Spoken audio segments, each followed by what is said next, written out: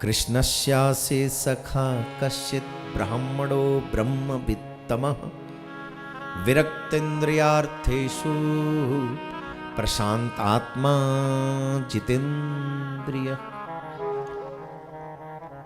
एक कृष्ण के मित्र हैं जिनका नाम है सुदामा। देखिए कितनी विचित्र बात है, जिनके घर में अन्न का एक दाना नहीं है लेकिन प्रशांत आत्मा है, वो प्रसन्न है, दुखी नहीं। जिनके घर में अन्न का एक दाना नहीं है, बच्चे भूख से तड़फ रहे हैं, रो रहे हैं, बिलख रहे हैं, और उनको श्री सुखदेव जी महाराज ने कहा प्रशांत आत्मा, वो आत्मा से बड़े प्रसन्न हैं।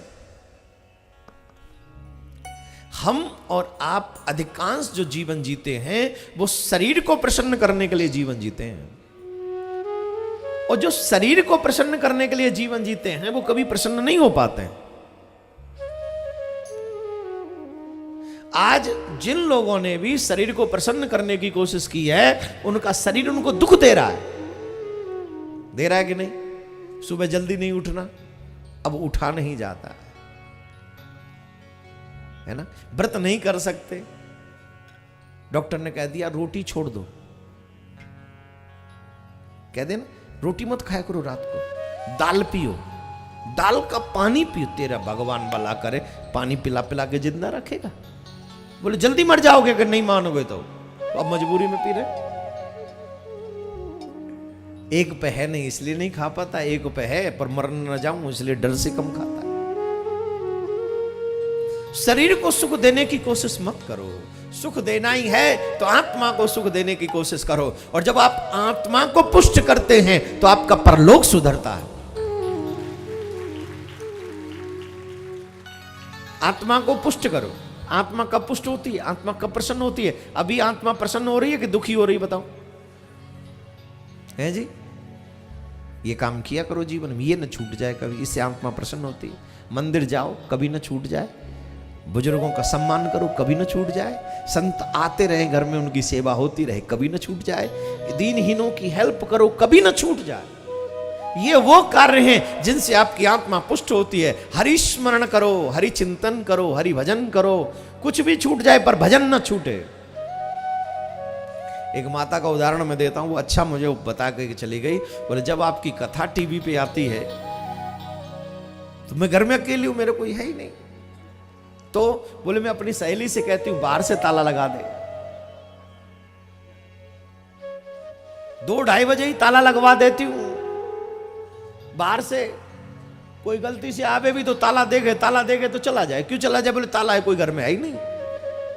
और मैं आराम से टीवी ऑन करके आपकी कथा सुनती रहती हूँ। इतनी चाव, इतनी लगन, इतना अपनापन कथा से।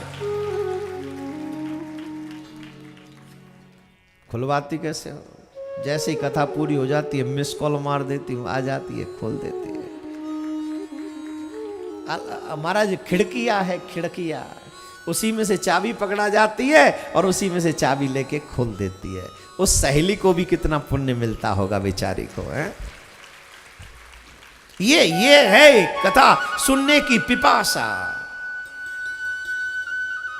बच्ची ने मेरे को कहा था, बोले महाराज आप कहते अतिथि देवो भव, वो शायद यहां बैठी होगी कहीं। जब भी कोई 2-2:30 बजे कोई अतिथि आता है तो हमें सबसे बड़ा दुश्मन नजर आता है। उसे हम घूर घूर के देखते, आप कहते घूर घूर के नहीं देखना। काहे देखते हो? बोले अब हमारी कथा शुरू होने वाली, अब ये फालतू का बात करेंगे, हमको कथा सुननी। कहीं ना कहीं आप वो गुस्सा में भी ठाकुर से प्यार प्रकट कर रहे हो।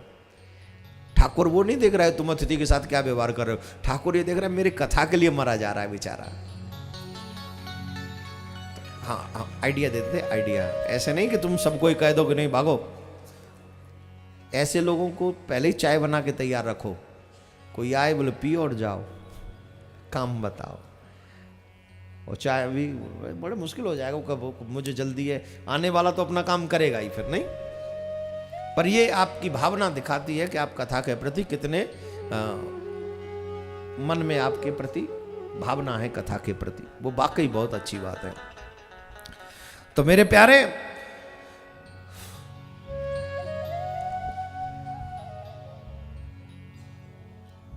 खाने को कुछ नहीं है बच्चों के लिए, लेकिन आत्मा प्रसन्न है। आत्मा प्रसन्न क्यों है? बोले जितेंद्रिय, अपनी इंद्रियों को जीत रखा है।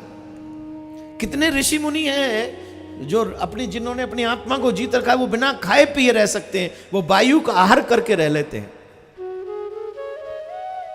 हम लोग तो वैसे नहीं है, हमें तो खाने को चाहिए, और कई बार देर से खाने को मिले तो चक्कर आ जाते हैं, है ना? तो ऐसा लगता है।